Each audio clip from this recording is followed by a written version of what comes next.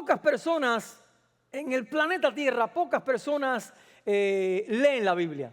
Pero lo que sí pueden leer las personas del mundo es nuestras vidas. Tú y yo somos como cartas abiertas que todo el mundo puede leer. O de hecho, que todo el mundo está leyendo constantemente. Tú y yo estamos expuestos a que las personas nos examinen, las personas nos escudriñen, las personas nos evalúen. ¿Por qué? Porque de seguro ellos saben que tú y yo somos cristianos. Y de alguna forma algo tiene que identificarnos, algo tiene que ser nuestra huella digital, algo tiene que ser la marca, el sello, lo que verdaderamente nos identifica como hijos de Dios.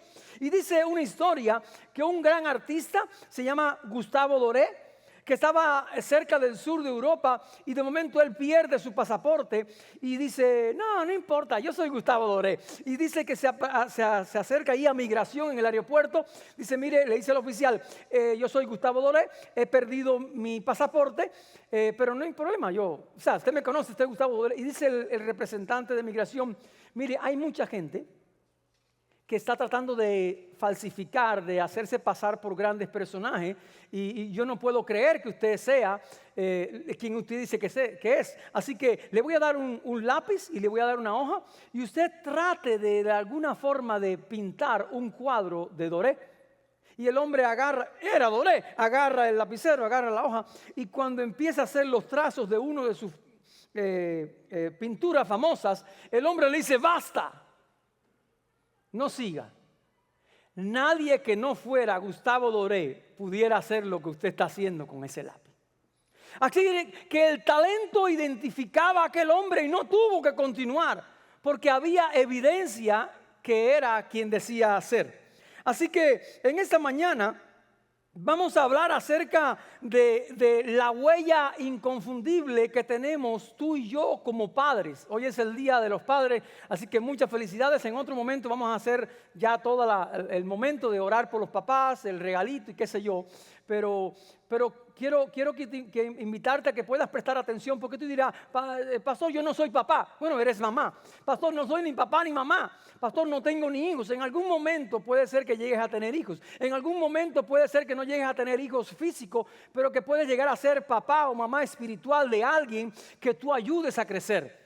Y todas las enseñanzas que están acá en la Biblia puede y de hecho van a ser de bendición para cada una de nuestras vidas. Quiero invitarle por algún momento en que vayamos a 2 de Corintios, capítulo 3, versículo del 1 al 3. Segunda carta a los Corintios, capítulo número 3, versículo del 1 al 3. Porque escuche bien, por mucho que uno hable, es inútil profesar, decir que yo soy un siervo de Dios, a menos que todos puedan ver que los hechos concuerdan, las palabras con mis acciones, con mis actitudes. Así que tú y yo tenemos la responsabilidad de reproducir la vida de Cristo en nosotros. Cuando tenga 2 de Crónicas, capítulo 3, versículo del 1 al 3, me dice un fuerte amén. No es que lo lea en la pantalla, si lo está leyendo en la pantalla ya yo sé que lo tiene y ya. Pero si usted lo buscó en su Biblia, si lo tiene en su Biblia de papel o en su Biblia del teléfono, pues ahora sí grite amén. Gloria a Dios. Dice allí la Biblia, ¿comenzamos otra vez a recomendarnos a nosotros mismos? ¿O tenemos necesidad, como algunos, de carta de recomendación para vosotros? ¿O de recomendación de vosotros? Verso 2 dice, nuestras cartas sois vosotros, escritas en vuestros corazones, conocidas y leídas por todos los hombres, siendo manifiesto que sois carta de Cristo, expedida por nosotros, escrita no con tinta, sino con el Espíritu del Dios vivo, no en tablas de piedra, sino en tablas de carne en el corazón. Tú y yo, querido hermano y hermana, somos cartas que todo el mundo puede leer. Nuestras actitudes, nuestros pensamientos, nos descubren delante de las personas. Nos descubren para bien o nos pueden descubrir para mal. Y he titulado este mensaje consecuencia del descuido de la paternidad. El ser papá es un desafío bien grande. Es un desafío impresionante. Las tareas más fáciles de un papá pueden ser establecer un horario para dormir, establecer un horario para levantarse, establecer un horario para cuál es la hora de comer, establecer un horario para cuál es la hora de jugar. La tarea del papá más fácil puede ser traer dinero a la casa, comprar los juguetes, comprar la ropa, comprar los zapatos, llevar a la familia de vacaciones. Eso es lo más fácil que puede hacer un papá. Pero lo más difícil que puede hacer un papá es ser ejemplo. Diga conmigo fuerte, ser ejemplo. No le escuché, ser ejemplo. Así que guiar espiritualmente a nuestros hijos, según Dios lo establece en la Biblia, es la parte más difícil de cada uno de nosotros. Ser amigo, ser consejero, ser confidente. Existen padres biológicos y existen padres sustitutos, o lo que pudiera llamarse hoy un padrastro. O sea, ¿sabe, no? Un padre biológico es el que tiene el ADN que le transmite a su hijo, y el ADN es una marca biológica indiscutible. Cuando alguien le transfiere el ADN a su hijo de manera biológica, pues nadie tiene duda de que es su papá y de que ese es su hijo, ¿sí o no? Pero el padre sustituto puede ser un papá que marque un ADN espiritual para la vida del niño o de la niña que le tocó criar por razones obvias. No es el papá biológico, pero le puede dejar una buena huella al niño o a la niña que está educando. Biológicamente se puede confirmar que alguien es el papá, biológicamente se puede confirmar que alguien es la mamá. Hay una identidad. Ahora, la identidad espiritual también se puede transferir. Y tú y yo como padres, ya sea biológico o padre sustituto, padre como un padrastro espiritual, por decirlo así, tenemos que tener una huella de cómo vamos a educar a nuestros hijos. Tenemos que tener una huella porque el ADN cristiano también se puede transferir y transfiere nuestra identidad en Cristo. Cuando tú y yo venimos a Cristo, asumimos el ADN espiritual de Cristo en nuestra vida y comenzamos a manifestar. ¿Qué manifestamos? Lo que de Dios tenemos lo sacamos afuera, ¿sí o no? Así que puede ser para bien y puede ser para mal. Pero en la Biblia nos muestra que hay personas en la Biblia que nos dan un buen testimonio y un mal testimonio. Y hoy queremos hablarte acerca de un hombre que se llama Elí. Era un sacerdote y Elí tenía hijos que también fueron nombrados como sacerdotes, pero los hijos pues empezaron a portar mal y los hijos comenzaron a pecar. Y de seguro Elí no quería que sus hijos dieran un mal testimonio. Y usted dirá, pastor, ¿qué tiene que ver eso con nosotros? Aquí el pastor es usted. Pero cada uno de nosotros somos sacerdotes para nuestra casa. Somos sacerdotes para nuestra familia. Somos sacerdotes para nuestra esposa. Somos sacerdotes para nuestros hijos. Pastor, ¿de dónde saca eso? El libro de Primera de Pedro, capítulo 2, versículo 9. Voy a leerlo textualmente para que usted no tenga ninguna duda. Dice, somos linaje escogido. Somos real sacerdocio. Somos pueblo adquirido por Dios. ¿Para qué? Para anunciar las virtudes de Dios, que nos llamó de las tinieblas a su luz admirable. Así que la historia de este hombre, la historia del sacerdote Elí. Elí es un hombre que fue sacerdote y a la vez fue juez de la nación de Israel. Elí es el sucesor de Sansón. ¿Conocen a Sansón? Obvio, por la historia de Sansón, el tipo fuerte. Elí es el predecesor y el mentor de Samuel. Elí, su nombre significa exaltar a Jehová. Así que este hombre tenía un sello distintivo que tenía que manifestarse. Su nombre significa exaltar a Jehová, exaltar a Dios. Sin embargo, ese hombre pues cometió errores terribles a la hora de educar a sus hijos. Y vamos a ir buscando en la Biblia. Los hijos se llamaban Omni y Fitness. No le ponga a su hijo Omni ni Fitness, ¿ok? ¿Cómo le diríamos así? ¿Cómo diríamos el diminutivo de Omnito o Finecito? ¿Qué sé yo? Algo así, ¿no? No le ponga esos nombres. Pero si este hombre estuviera hoy aquí con nosotros, ¿qué nos enseñaría? ¿Cómo nos hablaría Elí de la manera en que él percibe la forma en que educó a sus hijos? Él es el sumo sacerdote. ¿Qué consejo para el Día del Padre nos daría hoy? Y yo quiero que vaya, por favor, al libro de 1 de Samuel, capítulo 2, versículo 29. Porque el primer consejo que Elí nos daría es: pon a Dios primero en su vida. Pon a Dios primero en tu vida. Ahí está la pantalla. Gracias, campeón. Gracias por hacer las diapositivas. Ahí está Paulito, el hijo de Paul y de Elba. Así que es una bendición. Ayer por la noche le dije: por favor, necesito que me hagas todas estas diapositivas, como 15, no, mentira, 5, 7, 8 diapositivas. Punto número 1, pon a Dios primero en tu vida, sería el consejo que nos daría Elí. Este hombre recibió un consejo de parte de Dios. Dice 1 de Samuel, capítulo 2, versículo 29. Un hombre de Dios se le acercó a Elí y le dijo: ¿por qué honráis a vuestros hijos más que a mí, engordándoos con los mejores partes de cada ofrenda hecha por mi pueblo Israel? Lo primero que Elí nos diría: papá, pon a Dios primero. Pero ese hombre estaba honrando a sus hijos más que a Dios. Escuche bien, lo voy a repetir. Este hombre estaba honrando más a sus hijos más que a Dios. Dios no era el primer lugar en su vida. El primer lugar en su vida, a quien él le permitía que tomaran lo mejor de lo mejor, era a sus hijos y no era a Dios. Y eso usted dice: pastor, ¿cómo que le voy a dar lo mejor a Dios y no a mis hijos? La Biblia enseña patrones, principios, valores que no pueden ser chuecos, que no pueden ser transformados por nuestra opinión humana. De la Biblia aprendemos. Entonces, ¿cómo ponemos a Dios en primer lugar a nuestras vidas? Significa honrar a Dios por encima de todas las cosas. Dice que estos muchachos estaban abusando de los sacrificios del templo. Y Elí lo sabía. Él sabía que estos estaban haciendo un mal uso de las cosas de Dios.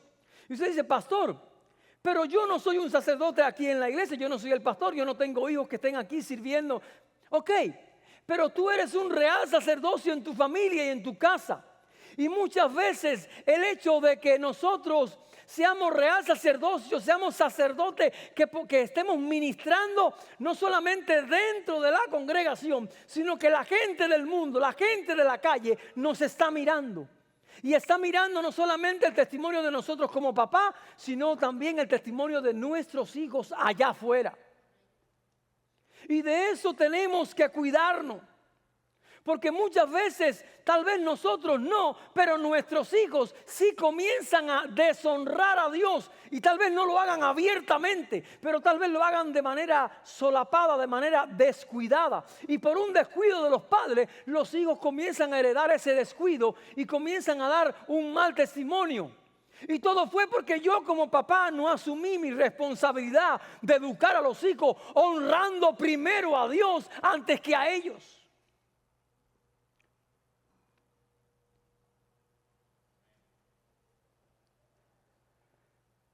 Dios tiene que ser primero en nuestras vidas. No son nuestros hijos, no es nuestra esposa, no es el dinero, no es el trabajo, no son nuestros propios intereses, no son los planes de vacaciones. Dios tiene que ocupar el primer lugar en nuestra vida. Porque lo que ahora parece insignificante, usted puede estudiar toda la historia bíblica, eso le trajo malas consecuencias, no solamente a los hijos, a toda la familia.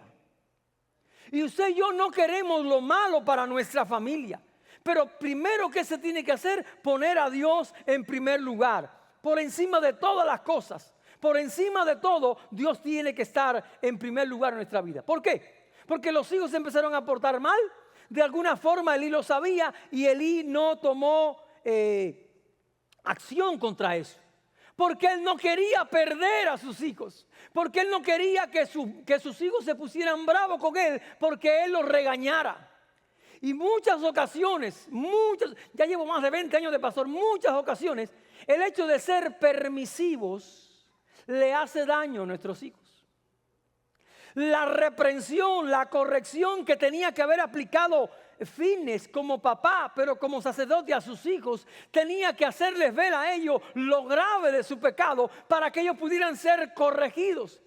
Pero si yo, sabiendo que mis hijos están haciendo algo malo y yo no los corrijo y solamente me encargo de traer comida, de sacarlos de vacaciones, de comprarles los juguetes, de toda la otra parte, yo no estoy siendo un buen papá según la Biblia nos enseña con Dios. Yo tengo que buscar la manera de ser un papá integral que me ocupe de liderar, de cuidar a mis hijos, de cuidar su corazón y de que ellos entiendan que Dios es lo primero en nuestra casa, que Dios es lo primero en nuestra familia. Dice la Biblia en 1 Corintios capítulo 11 versículo 1 que Pablo dice: seguid mi ejemplo como yo sigo el ejemplo de Cristo. Imagínense por una fracción de segundo que nosotros, papás, pudiéramos decirle a nuestros hijos: hijos o hija, imítame a mí como yo imito a Cristo. Qué bueno que tú y yo nos atreviéramos, apretáramos el cinto y le pudiéramos decir a nuestros hijos: imítame a mí, te doy licencia, te doy permiso para que me imites a mí en la misma proporción en que yo imito a Cristo. Porque una cosa es que yo invite a mis hijos a seguir a Jesús como ejemplo, y otra cosa es que yo me atreve a decirle a mis hijos: sígueme a mí en la misma medida, en el mismo nivel, como tú ves que yo imito a Cristo. Eso nos llamaría primeramente que todo a ser ejemplo para nuestros hijos. Así que la primera cosa que haría el líder sería decir: papá, pongan a Dios primero en su vida. Número 2, asegúrese de disciplinar a sus hijos. Ahí está en la pantalla. Número 2, asegúrese de disciplinar a sus hijos. Primero de Samuel, capítulo 3, versículo del 11 al 14, dice así. El Señor le dice a Samuel: mira, estoy a punto de hacer algo en Israel que hará estremecer los oídos de todos los que lo oigan. En ese momento llevaré a cabo contra ti, Elí, todo lo que dije contra tu familia de principio a fin. Porque le dije que juzgaría a su familia para siempre por el pecado que él conocía. Sus hijos se hicieron despreciables. Y Elí, dice la Biblia, que sabía que sus hijos no andaban bien delante de Dios. Y cuando nosotros como papá nos damos cuenta y sabemos que nuestros hijos no están siendo un modelo o un ejemplo a seguir, que no están actuando correctamente delante de los ojos de Dios, si nosotros lo sabemos y no actuamos en consecuencia, nosotros estamos siendo permisivos con nuestros hijos. Porque no queremos que nuestros hijos se pongan bravos con nosotros. Pero escúcheme, le estamos haciendo más daño a nuestros hijos siendo permisivos. Porque dice la Biblia que Elí sabía lo que sus hijos estaban haciendo. Los amaba con amor de papá, pero no estaba cumpliendo su función de papá. Dice: porque le dije que juzgaría a su familia para siempre por el pecado que él conocía. Sus hijos se hicieron despreciables. Usted puede buscar en su Biblia. No están puestas la diapositiva del versículo, los versículos, no, esos no, en la pantalla. Ok, voy a leerles. Y él no pudo contenerlos. ¿Qué dice la Biblia de ese hombre, de ese papá? Que él sabía que sus hijos no estaban bien con Dios, no tenían una buena relación con Dios, pero él no pudo contenerlos. Él dejó que los hijos se desenfrenaran. Papá, mamá que estás aquí, no permitas que tú, conociendo, sabiendo que tus hijos no están haciendo lo bueno delante de Dios, no seas permisivo y no le permita. Corrígelos a tiempo. Corrígelos. Dice: por tanto, dice Dios, juré a la casa de Elí, la culpa de la casa de Elí nunca será expiada por sacrificios y ofrendas. Quiere decir que el segundo gran error de Elí no fue tan solo que no puso a Dios en primer lugar para su vida, su familia y la vida de sus hijos, sino que sus hijos estaban pecando contra Dios y él no pudo contenerlos. Con demasiada frecuencia pasamos por alto un castigo a nuestros hijos. Le permitimos que, sabiendo que hay cosas que no están funcionando bien en la vida de nuestros hijos, se lo permitimos. A ver. Somos papás biológicos, ¿sí o no? Tenemos hijos, ¿sí o no? ¿Sí? Pero no hacemos nada con amar o decir que amamos mucho a nuestros hijos si comenzamos a ser permisivos con su pecado. La manera más hermosa que un padre tiene de amar a sus hijos es corregirlo cuando sabe que están haciendo lo malo delante de los ojos de Dios. Pero ese consejo un papá no cristiano no lo entiende, porque él no es cristiano. Solamente se lo puedo explicar a papás cristianos, porque el papá cristiano sí va a querer lo mejor para sus hijos y lo va a querer de todo corazón, y va a saber que lo que Dios quiere para mis hijos es mejor de lo que yo quiero para mis hijos. Voy a repetirlo: lo que Dios quiere para mis hijos es mejor de lo que yo quiero para mis hijos. Así que cuando yo sepa que hay algo que está funcionando mal en mis hijos, la mejor manera de mostrarles amor es primero poner a Dios en primer lugar en nuestras vidas y hacérselo entender a ellos. Número 2, corregirlos. Pero corregirlos con amor. Porque la disciplina realmente, disciplinar a nuestros hijos es realmente entrenar a nuestros hijos para que vivan para agradar a Dios. La mejor disciplina que podemos aplicar sobre la vida de nuestros hijos es entrenarlos para que ellos vivan de manera tal que agraden a Dios. Si no, yo no los estoy entrenando. ¿Sabe qué tiempo tenemos acceso tú y yo como papá, hombres, que nos ponemos cinto y nos vanagloriamos de que somos aquí el que manda soy yo? ¿Nunca he oído eso? ¿Nunca he oído aquí el que manda en mi casa soy yo? El hecho de que un papá se quiera imponer no quiere decir que esté asumiendo su labor de papá. Cuando el niño se esté portando indebidamente, corrígelo con amor. No es que le vas a pegar, no es que le vas a pegar golpe. Aunque la Biblia también respalda que de vez en cuando pues con vara hay que corregir. Pero tú puedes corregirlo con lo que a ellos más les duele. Si tu niña o tu niño o tu hijo o tu hija, ya sea grande, adolescente, pequeño, chiquito, como sea, se está portando como a Dios no le agrada, quítale lo que le gusta. Quítale la tablet, quítale el teléfono, quítale horas de juego. ¿Qué estoy diciendo? En Estados Unidos tú no puedes decir eso. ¿Cómo un papá se va a atrever a quitarle el teléfono a su hijo? El hijo le arma un berrinche. Lo estás tolerando y va a recoger llanto en un tiempo futuro.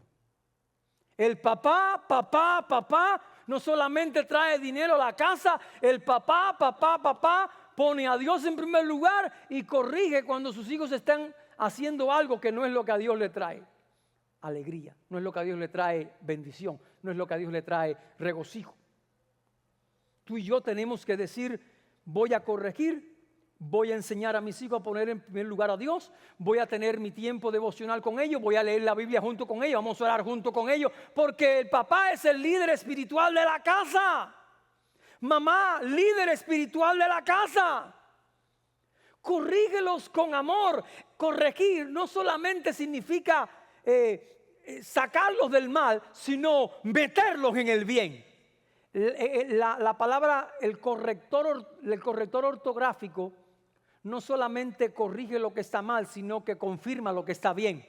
Y los márgenes en el documento Word, cuando usted está escribiendo en la computadora, cuando usted le dice corrígeme los márgenes, alíñame los márgenes para acá, alíñame el margen para acá, o centra los márgenes en el centro de la hoja, usted está alineando. Corregir significa alinearnos con respecto a Dios. Tú y yo estamos llamados como papá a alinearnos con respecto a Dios. Anime a sus hijos a que hagan el bien. Anime a sus hijos a que hagan la voluntad de Dios. Anime a sus hijos a que aprendan versículos bíblicos. Anime a sus hijos a que oren. Anime a sus hijos a que hagan reflexión personal de cómo la Biblia les está hablando. Anime a sus hijos porque usted los está alineando con la voluntad de Dios. Usted no lo está alineando con lo que usted como papá le enseñó la abuelita, del primo, el sobrino o la cultura de su país. Usted lo está alineando con la voluntad de Dios. Nos está diciendo, es por aquí por donde Dios nos está aconsejando que caminemos. Así que el libro de Proverbios capítulo 19, versículo 18 dice el libro de Proverbios, disciplina a tu hijo porque en eso hay esperanza. Punto y coma. No seas cómplice de su muerte. A menos que tú y yo querramos corregir lo que dice la Biblia, corregir a Dios, eso es lo que enseña la Escritura. Dice, disciplina a tus hijos mientras haya esperanza. De lo contrario, arruinarás sus vidas. Yo agradezco toda la corrección que me dieron mi mamá y papá. Me vine a dar cuenta cuando ya yo estaba casado, que tuve hijos. Y dije, wow, ya entiendo por qué mi mamá y mi papá me corrigieron, me castigaron, me regañaron, me quitaron, en Cuba le decimos chivichana. Chivichana es una carriola hecha con los cajas de bola, ¿no? ¿Cómo se llaman los rodamientos? Cosas de madera y pones 4 rodamientos y ese es tu carrito. Y alguien te empuja por detrás y yo quería vivir arriba de la chivichana el día entero, de la carriola el día entero. Y no estudiaba y empecé a salir mal en las pruebas y dice, te quito la carriola, papá. Di perreta, berrinche, pero empecé a salir bien en la prueba. Me gradué de la universidad, pero hubo un momento en que hubo que quitarme la carriola. Y no eran cristianos. Imagínense si llegan a ser cristianos en el momento en que me corrigieron. Ay, ay, ay. Elí debería haber estado atento a sus hijos. Dice la Biblia, no le puedo leer todo el pasaje bíblico, que Elí se enteró de que sus hijos andaban por un mal camino, que no andaban bien delante de Dios, por lo que él oyó de que la gente dijo, porque ya era evidente que andaban mal delante de Dios. ¿Por qué Elí se tiene que enterar por boca de la gente lo que sus propios hijos estaban haciendo mal delante de Dios? ¿Por qué? Porque él no estaba atento a sus hijos. Papá, tenemos que estar atentos a nuestros hijos. ¿Quiénes son sus amiguitos? ¿Con quién se escriben en el WhatsApp? ¿Qué página de Facebook están mirando? ¿Qué video están mirando? Yo tengo que estar atento a la vida espiritual de mis hijos, porque si yo me descuido puede ser, ¿qué? ¿Qué? Tarde. Y después que sea tarde, después hay llanto. Elí sabía que estaban pecando y los dejaba.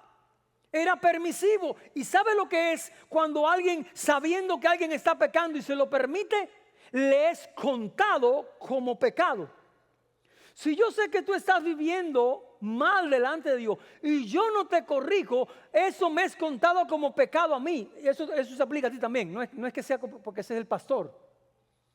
Si tú sabes que hay una persona que está pecando y tú no lo corriges con amor, te es contado como pecado porque ya tú lo sabes.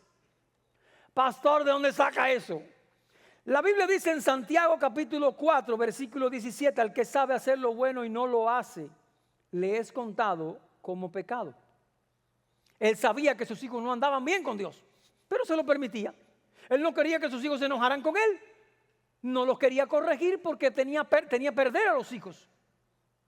Es evidente, dice la Biblia, que los hijos de Elí no conocían a Dios. Pero sin embargo, los hijos de Elí estaban sirviendo en el templo. Los habían porque eran los hijos del pastor. Y como eran los hijos del pastor, los pusieron a servir en un ministerio. Pero la Biblia dice que ellos no conocían a Dios. Y voy a hacerte una pregunta chocante. El hecho de que tú y yo traigamos a nuestros hijos a la iglesia no quiere decir que ellos tengan una relación correcta con Dios. Y tú y yo lo sabemos. Tú y yo sabemos cuando nuestros hijos tienen una relación linda con Dios, y tú y yo sabemos cuando ellos vienen a la iglesia porque están obligados, porque no se pueden quedar en la casa, porque los papás son cristianos y los papás vienen a la iglesia. No te puedes quedar, vamos para la iglesia. Y luego así, vamos. Papá, mamá, corrige a los niños. La reprensión tiene que ser eficaz. Tiene que ser con amor, pero eficaz. Si quiere, no lo vamos a poner ahora ni lo vamos a buscar. Escriba por ahí Deuteronomio 21, 18 al 21 y léalo en la casa. Después, si quiere, me manda un WhatsApp. Deuteronomio 21, versículo 18 al versículo 21. ¿Ok? Ya lo escribió, seguimos de largo. Proverbios 15, 10 dice: el que aborrece la corrección morirá. Voy a repetirlo: el que aborrece la corrección morirá.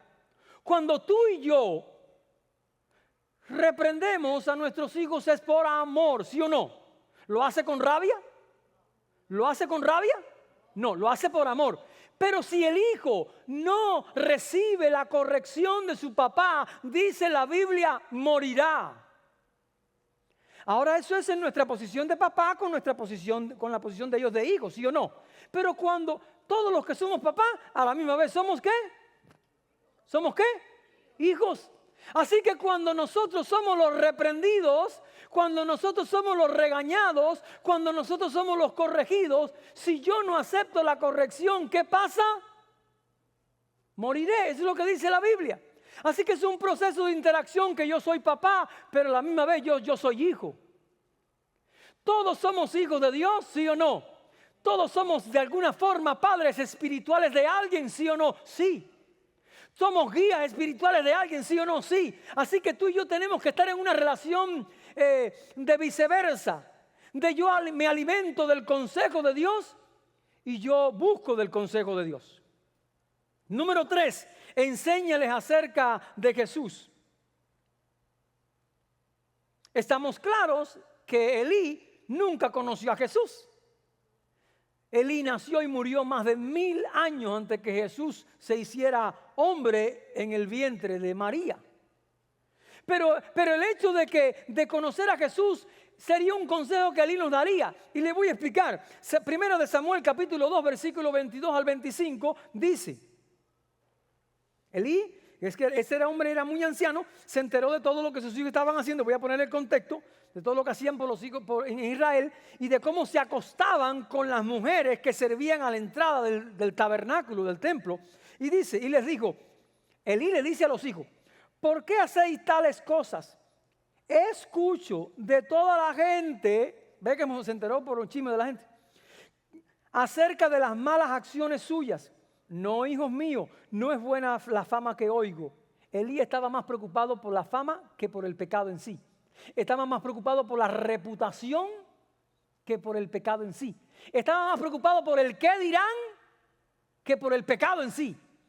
Lo de él era quedar bueno porque él era el sacerdote. Que no nos preocupe más nuestro prestigio, nuestra reputación como papás, que el pecado en sí de nuestros hijos. Y dice, la fama de que oigo esparcir entre el pueblo de Jehová. Si un hombre peca contra otro hombre, Dios puede mediar por él. Pero si alguno peca contra Jehová, ¿quién intercederá por él? Cuando tú y yo cometemos un pecado, de primera pecamos contra Dios. Cuando tú y yo cometemos un pecado contra otra persona, tenemos que resolver ese pecado, con la persona, pedirnos perdón, arrepentirnos, reconciliarnos. Pero sigue siendo un pecado delante de Dios. Jesús vino a mediar, no ya tan solo en cómo resolvíamos el pecado entre personas, sino vino a mediar que cómo nuestro pecado afecta a nuestra relación con nuestro Padre Celestial. Así que la tercera cosa que sería bueno que usted pudiera hacer es enseñarle a sus hijos acerca de Jesús. Pastor, ellos vienen a la iglesia. Sí, ¿Cuánta gente yo conozco que viene a la iglesia? Conocer de Jesús es saber qué le gusta a Jesús y qué a Jesús no le gusta. Qué ofende a Jesús y qué le agrada. ¿Qué es lo que Jesús pide de mí? ¿Qué es lo que yo le estoy dando a Jesús? Que Jesús sea el centro de mi vida. Que Jesús sea el que me perdona, el que me santifica, el que me renueva, el que me transforma. Que Jesús sea de quien yo dependo. Yo no dependo de una congregación, entre comillas. Yo no dependo de un pastor, entre comillas. Yo no dependo de ningún líder, entre comillas. Yo tengo que depender de Jesús. Si yo no dependo de Jesús, yo puedo estar perdiendo el tiempo aún dentro de la iglesia. Lunes, martes, miércoles, jueves y hasta el domingo puedo estar perdiendo el tiempo dentro de la iglesia. Cuéntales acerca de Jesús. Y el número 4, cuanto antes comiences es mejor. Dice, pastor, ya es tarde ya. Ya mis hijos ya no están dando un bien testimonio. Ya mis hijos ya no tienen remedio. Escúcheme, cuando usted encuentre una plantita, una matica que está teniendo una mala formación, es más fácil quitarla cuando la plantita es pequeña, ¿no? Arranca la plantita. Pero si usted deja que esa mala formación crezca y se vuelve un árbol, vas a tener que arrancarla con una motosierra. Y los niños son cuando digo niños, quiero decir que mientras más temprano tú empieces a corregirle y enseñarlo, más fácil va a ser de que el niño acepte la corrección. Pero si no te ocupas y dejas que pase un día, una semana, un mes, un año o año, cada día será más difícil. Cada día no es lo mismo corregir un niño cuando tiene 5 años o cuando tiene 10 o cuando tiene 15. Corregir un zangaletón cuando tiene 25 es horrible. ¿Sí o no? Saque la cuenta que ustedes, tú y yo, fuimos adolescentes. ¿Se acuerda qué pesados éramos cuando tú y yo éramos adolescentes? Éramos un vómito. Nuestros padres no nos soportaban. Imagínense lo que estaban alrededor. Pero después de la etapa de adolescente comenzamos a madurar y más o menos como que nos arreglamos. Todavía estamos en proceso, ¿no? Pero como que nos arreglamos. Hay gente que vive siendo la edad de la peseta es los 7 años, ¿no? Hay gente que aunque tenga 50 como yo, anda entre los 7 y los 14. Y de ahí no se salen. Ya le sale barba, se le cae el pelo, le sale barriga y están entre 7 y 14. Corrígelos mientras haya oportunidad. Número 1, pon a Dios en primer lugar en tu vida. Número 2, disciplina a tus hijos. Número 3, enséñales acerca de Jesús. Y número 4, cuanto antes comiences es mejor. Rafa, ayúdame. Yo quiero invitarte por alguna razón. Tal vez tú te sientas identificado en ese día. Pero ese mensaje fue el mensaje que Dios me dio para darle a su pueblo hoy. Y te lo digo con todo amor. Yo fui ministrado por esa palabra. Porque yo también tengo hijos. Y también he cometido errores. Y ya mis hijos tienen 28. Pero todavía es tiempo de que yo pueda ser de una buena influencia para mis hijos.